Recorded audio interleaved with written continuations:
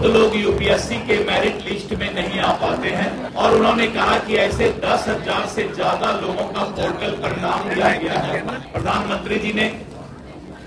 पहले भी और आज भी वोकल फॉर लोकल और आत्मनिर्भर भारत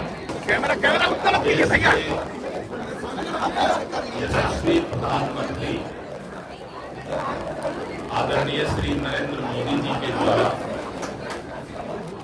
मन की बात अटल सभागार में सुनने का अवसर मिला। पार्टी के विधायक दल के नेता श्री शिवराज चौधरी जी, संगठन महामंत्री आदरणीय एवं अन्य नेता आज इस मन के बात के कार्यक्रम में उपस्थित हुए। प्रधानमंत्री जी मन की बात में भारत यानी अपने देश के और देश के प्रतिभा की चर्चा करते हैं।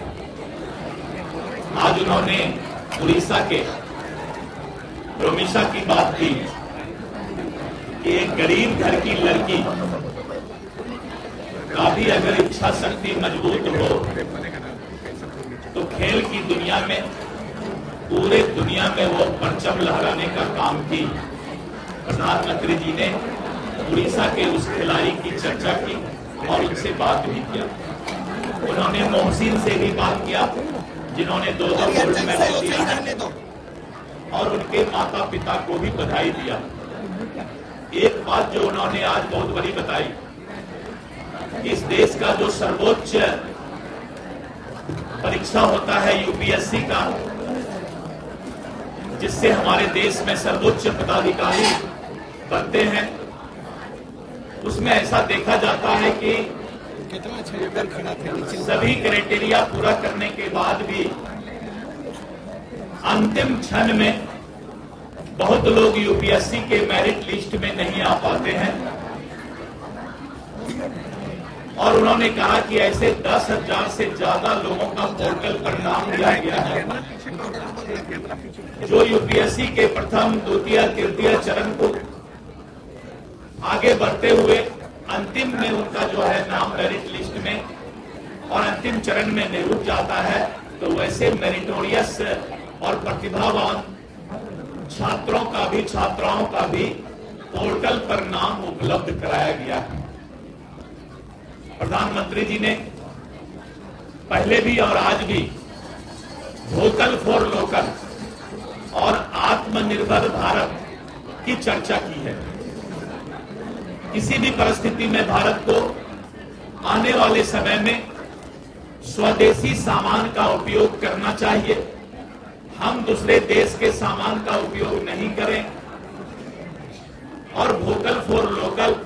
यानी जो हमारा स्वदेशी सामान है उसके प्रति जो है हम वोकल रहें, सबको बताने का काम करें, तभी आत्मनिर्भर भारत बनेगा।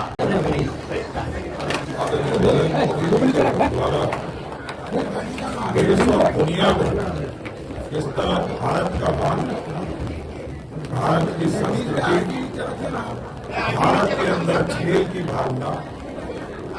कैसे इस देश को इंजीनियर इस देश को मजबूती से आगे बढ़ा रहे हैं। भारत श्रेष्ठ हो रहा है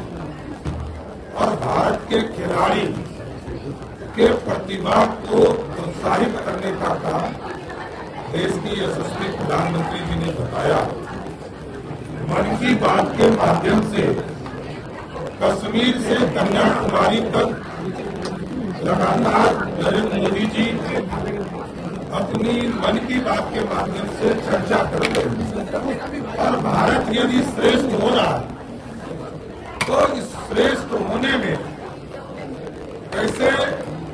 भारत के लोगों का भाग्योदय हो रहा है, इस पर आदरणीय प्रधानमंत्री जी ने मन की बात में चर्चा की। इसलिए प्रधानमंत्री जी को विशेष तौर पर धन्यवाद देते हैं कि भारत को श्रेष्ठ बना दे, भारत को मजबूत बना दे, भारत को आर्थिक रूप से समृद्ध बना दे, जो लगातार उनका योगदान हो रहा है, उससे पूरा भारत को देखने को मिल रहा है कि भारत की संस्कृति और आर्थिक रूप से विकास हो पा रहा है। इसलिए मैं नरेंद्र मोदी जी और उनकी पूरी टीम, भारत की पूरी सरकार को धन्यवाद देता हूं।